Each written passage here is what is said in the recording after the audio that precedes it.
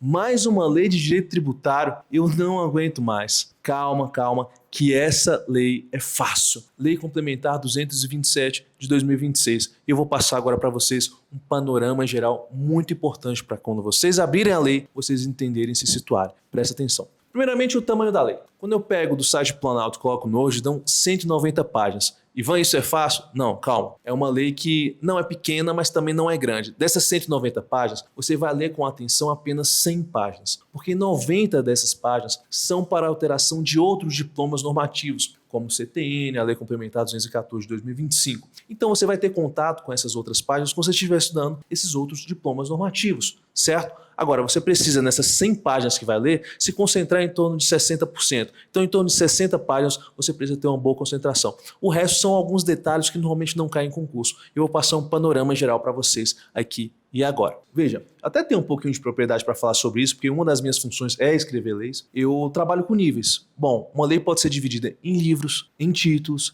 em capítulos, em seções. E para estudar uma lei, a primeira vez que eu pego ela, eu gosto sempre de dividir, certo? Isso ajuda demais na topografia da lei, no entendimento daquele mapa mental geral de uma lei. E numa lei de 100 páginas, isso é muito bom de ser feito, porque é fácil. Veja, essa lei complementar 227 de 2026, ela tem apenas 3 livros, só 3 livros. Primeiro livro vai tratar de fato do comitê gestor. Deixa eu ler aqui com vocês. O primeiro livro, que é da administração e gestão do IBS, ele é dividido em 3 capítulos. Do comitê gestor, do processo administrativo do IBS e da distribuição do produto da arrecadação, certo? E veja só, o livro 2 trata do ITCMD, só isso. E o livro 3, disposições finais, que são justamente aquelas alterações de outros diplomas normativos. Veja, por que foi dividida assim essa lei? Entenda comigo. Essa lei veio justamente para regulamentar o comitê gestor do IBS. Era uma lei que tinha que sair para funcionar toda a reforma tributária, perfeito? E durante o processo legislativo, muitos falaram, olha, é uma lei obrigatória de sair, por que a gente não inclui outros temas nela? Alguns foram favoráveis, outros contra essa ideia, e no final prevaleceu que sim, vamos tratar sobre outros temas de direito tributário aqui, que podem ajudar essa reforma tributário e simplesmente, por exemplo, colocar o livro 2, o do ITCMD. Não temos tantas grandes novidades assim, porque muitas das coisas que foram colocadas do ITCMD já eram decisões pacíficas nos tribunais superiores. Veja, cada estado tinha sua legislação sobre o ITCMD. Essa lei complementar veio justamente para tentar dar uma uniformidade a toda essa regulamentação do ITCMD de modo nacional. Certo? Então ela trata de muitos aspectos, inclusive, que já eram jurisprudência pacífica. Então atualizou a dinâmica do ITCMD, a legislação do ITCMD e trouxe uma uniformidade. Perfeito? É um livro pequenininho esse livro 2 que fala do ITCMD. Não é grande. O livro 3, como eu já te falei, foram as alterações de diplomas normativos. E o livro 1 é justamente o escopo principal dessa lei que foi criada para isso, que é justamente trazer aqui a gestão do IBS, como vai funcionar e etc. Vocês vão ver. Deixa eu colocar aqui o próximo tópico. Veja aí, o título 1 do livro 1 traz os seguintes capítulos. Primeiro, das disposições gerais, depois as competências do comitê gestor e das diretrizes para a coordenação. Capítulo 3, da estrutura organizacional do comitê gestor. O 4, do controle externo do comitê gestor, quem vai fazer esse controle externo. O 5, dos instrumentos de transparência do comitê gestor. 6, do orçamento do comitê gestor. O 7, das contratações da publicidade dos atos normativos, tá, do comitê gestor. E 8, das disposições transitórias. Perceba, não tem nada de complicado nessa lei. São capítulos completamente condizentes com a estrutura do IBS de como vai funcionar, perfeito? E o título 2 desse livro 1 vai justamente falar sobre o processo administrativo tributário do IBS. Aqui vocês começam a perceber a força que esse comitê gestor vai ter. Inclusive, muitos falaram que vai ser uma superentidade importantíssima, que vai ter muita força política e de fato vai. Veja bem, a principal fonte de arrecadação tributária dos estados e dos municípios são, respectivamente, o ICMS dos estados e o ISS dos municípios, certo? É brutal a arrecadação tributária desses impostos. Serão substituídos por quem? Pelo IBS. E quem que vai organizar toda a bagunça que vai se surgir? O comitê gestor. Sério, Ivan? Sério. Exemplo, você vai lá, compra um produto numa loja, comprou uma camiseta, passou o cartão. Quando você passa R$100 o cartão, o lojista não vai receber o 100, porque vai ser descontado taxa de maquininha de cartão e a tributação que ele vai fazer ali na hora, o split payment, né? A própria operadora vai fazer o split payment. Já pega o dinheiro, a taxazinha, vamos supor, taxa de máquina de cartão 5%. O imposto ali foi de 20%. Então, simplesmente, com R$100, R$20 já vai direto para o comitê gestor, que lá ele vai fazer todas as operações de compensação e no final vai ter um resultado líquido e vai enviar para o Estado. Veja a importância desse comitê gestor. Ele vai arrecadar toda a tributação de IBS de todos os estados. Faz as devidas compensações, vê o que tem que tirar, o que tem que ficar, o que tem que incrementar, faz todos os cálculos e no final entrega bonitinho para o estado a parte líquida. E se der um problema? Imagina, quem que vai resolver? É o estado? Não, é o comitê gestor. Olha só a força disso. A principal fonte de arrecadação, o ar que o estado respira, o ar financeiro que o município respira, vai ser decidido por quem? Pelo estado? Não. Pelo Comitê Gestor do IBS, que é formado por 54 integrantes, sendo 27 representando estados e Distrito Federal e outros 27 representando municípios e também o DF. Serão 54 membros com uma força política imensa. Imagine, o pau vai quebrar para definir quem serão esses membros. Imagine a força que eles terão dentro da federação. Será enorme. E teve algum problema? Se fosse da CBS, que é um tributo federal, a questão seria resolvida, vai ser resolvida no CARF. Agora, se for de IBS, onde vai ser resolvida? Não é mais nos tribunais locais. Aqui no DF, por exemplo, era no TARF. Não CARF, no TARF. Agora, se for imposto sobre o consumo, simplesmente vai ser definido aonde? No Comitê Gestor do IBS, que traz um procedimento administrativo tributário muito interessante, inclusive, muito simples de entender, tá? Lá dentro desse título, vão ter os capítulos de normas processuais, qual o tempo para impugnação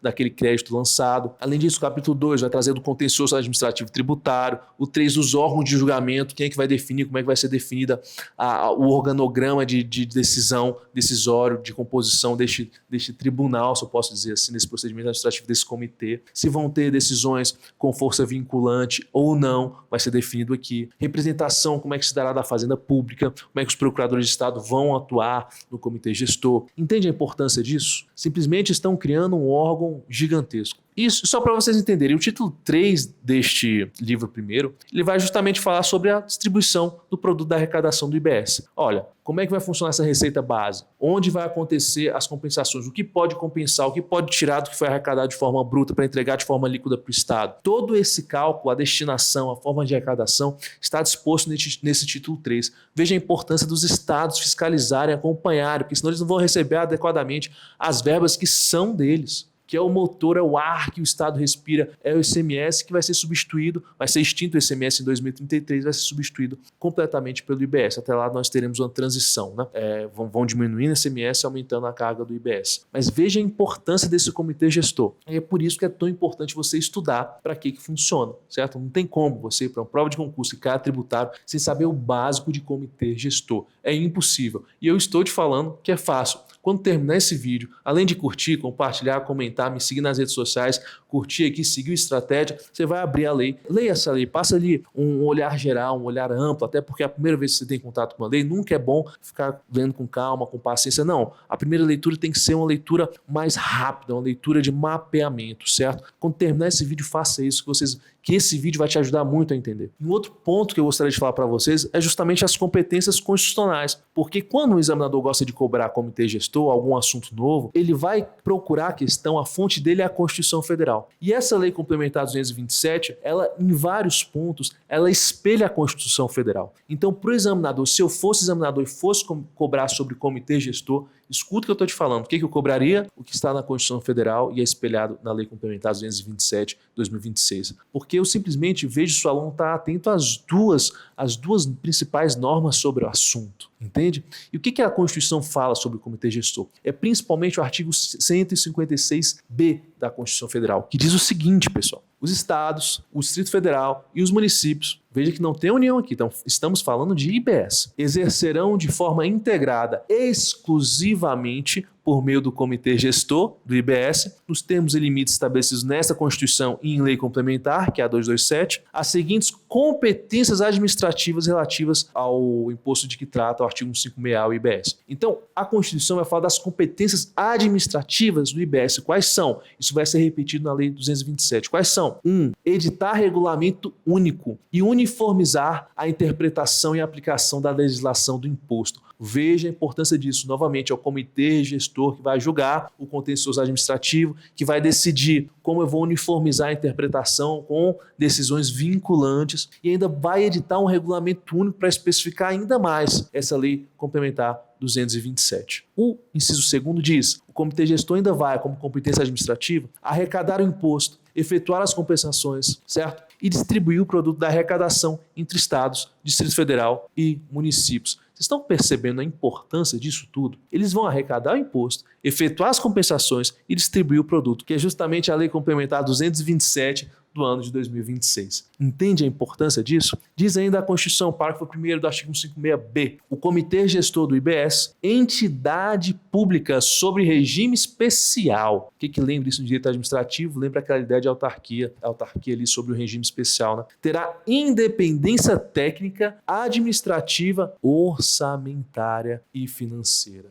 Eles não vieram para pouca coisa não, tá? Parágrafo 3º, a participação dos entes federativos na instância máxima de deliberação do Comitê Gestor do IBS observará a seguinte composição: 27 membros representando cada estado e o Distrito Federal e 27 membros representando o conjunto dos municípios e do Distrito Federal. E ele vai dizer ali ainda como é que vão ser eleitos esses 27 representantes dos municípios, tá? Como, por exemplo, 14 representantes com base nos votos de cada município com valor igual para todos e 13 representantes com base nos votos de cada município ponderados pelas respectivas populações. Perfeito? E o parágrafo 5º vai me dizer o seguinte: o presidente do comitê gestor do IBS deverá ter notórios conhecimentos de administração tributária. Entende? Então vem comigo para vocês entenderem de modo geral. Bom, como sabemos, a reforma tributária teve como objetivo uma reforma tributária sobre o consumo, certo? É disso que estamos tratando. Não estamos falando sobre a tributação sobre a renda, não estamos falando sobre a tributação sobre o patrimônio. Estamos falando sobre a tributação sobre o consumo. Quando você vai lá e compra alguma coisa, você tem que pagar tributo porque você comprou. Sim.